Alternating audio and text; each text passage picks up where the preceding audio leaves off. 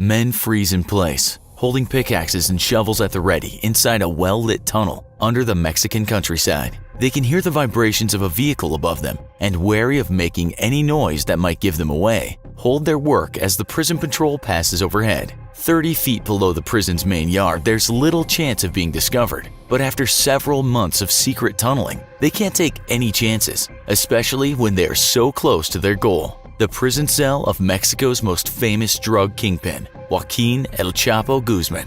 For months, they've tunneled through solid rock with nothing more than pickaxes and shovels, moving as fast as they can with their limited equipment but with great caution. The work would go much faster if they could use modern tunnel digging equipment like jackhammers and boring machines. But not only would that create noise that might give them away, it would draw a great deal of attention to their staging area, just a mile from the prison perimeter. Prior to tunnel digging, El Chapo's powerful drug cartel purchased a small plot of land as close to the prison as they could get and began constructing 2 small homes as a cover for their real intentions. The homes never made it past a rough brick outer shell though, because of course they would not be inhabited. Instead, they provided the cover needed to start construction on the tunnel that would set El Chapo free. But the tunnel crew was facing incredible pressure to finish as quickly as possible. Due to his history of escaping from prison and evading police raids, Mexican authorities could at any time transfer El Chapo to another prison in order to foil any possible escape attempts.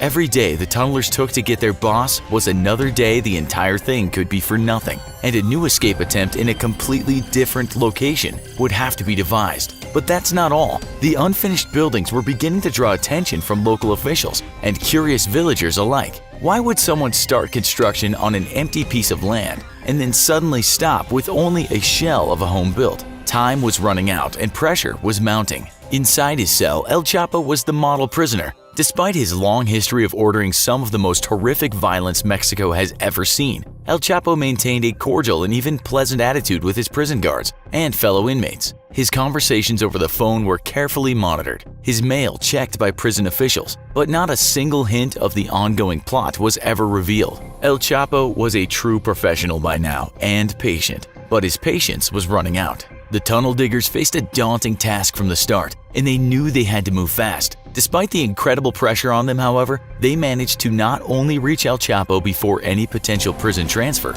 but they wound up breaking through to El Chapo's cell just 16 months into his prison stay. The tunnel they constructed was sophisticated, impressing officials who would later remark that a tunnel of that magnitude should have taken 18 months to 2 years to construct. Its walls were reinforced when needed, with wooden paneling, and a generator pumped fresh air through a mile-long ventilation system to keep the tunnel oxygenated. On the ground, the tunnelers had laid down rails and used a motorcycle to shuttle 2 carts, which were filled with dirt back and forth along the shaft. Once El Chapo was reached, he would ride on that same motorcycle and quickly shuttle the mile distance to freedom. All that dirt, though, had to go somewhere, and so the tunnelers cleverly transferred it to the tunnel opening, where others would spread the dirt around on the field outside, rather than dump it in giant piles, which would no doubt draw attention. Still, the presence of fresh dirt littering acres of empty fields was sure to eventually draw attention, and questions that would not be easy to answer for the fake construction crew above ground. Suddenly though, in the middle of the night on July 12, 2015, the sound of metal scraping came from El Chapo's shower inside his cell. Moments later, the ceramic bottom of the shower popped free, and a friendly face greeted the imprisoned drug lord, beckoning him into the darkness below. Wasting no time, El Chapo ducked into the secret tunnel, climbing down 30 feet into a tunnel only as wide across as a man, but just tall enough for El Chapo to stand upright. Often derided for his short stature by his enemies, the tunnel diggers had made sure that the tunnel was just tall enough so the boss wouldn't have to hunch as he walked along it. A classy prison escape if we ever heard of one. A few feet into the mouth of the tunnel, El Chapo boarded a small motorcycle which had been affixed to metal tracks. The carts full of dirt that had pushed along for months now were gone, and just moments after leaving his cell, El Chapo was cruising along the well-lit tunnel like a kid on an amusement park ride. 2 minutes later, El Chapo ended his joyride by climbing up wooden steps and popping up into the empty shell of a home his crew had been secretly working from for a year and a half. Changing into clean clothes, El Chapo then climbed onto a truck and whisked away into the dark of the night, leaving behind an incredible mile-long secret tunnel and completely frustrated prison system and Mexican government both. El Chapo would be caught again just months after his escape, after his newest safe house was given away weeks before his arrival by careless gunmen who were spotted by locals. Responding to reports of heavily armed men, Mexican officials put the house under surveillance and intercepted communications saying that grandma or aunt was coming to visit. Realizing this had to be a high-value target, officials waited for their chance to strike. 1 month later, Mexican Special Forces soldiers raided the home and killed several bodyguards, but El Chapo and one of his most senior lieutenants escaped via, you guessed it, a secret tunnel. Popping up a mile from the home, the two stole a vehicle at gunpoint, though the driver immediately reported it to the police. After issuing an alert for the stolen vehicle, the federal police officers discovered the stolen car and placed the two fugitives under arrest.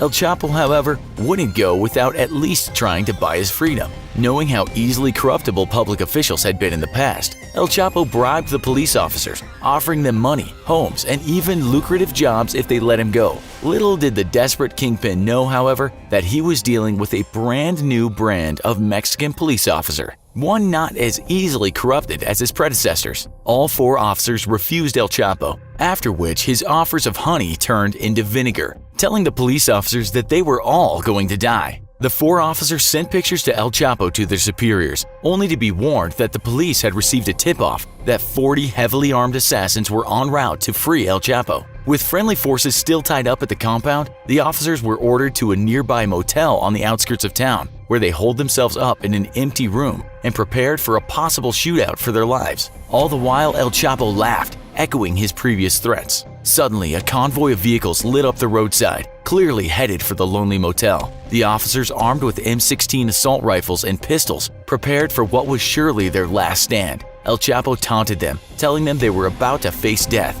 and after them, their families. Yet the officers held their ground, ready to die for duty's sake if need be. As the vehicles began to turn into the parking lot, however, El Chapo's taunts died in his throat. Once the glare of the headlights faded, the barricaded officers could see military trucks full of Mexican Marines rushing to take up defensive positions around the motel. Minutes later, a thoroughly defeated and dejected-looking El Chapo was dragged into an SUV and rushed off to an airfield. El Chapo would not escape from Mexican prison again, and 2 years later, any hope of ever escaping again would be extinguished as Mexico approved an extradition request to the United States. Safely in U.S. custody, El Chapo faces life in prison, and though he may have been one of the deadliest men in Mexico's history, the drug kingpin would ultimately be remembered as nothing more than a sobbing mess as he begged U.S. justice officials for leniency, which they would not grant. If you made it all the way to the end, we suggest you check out our other video,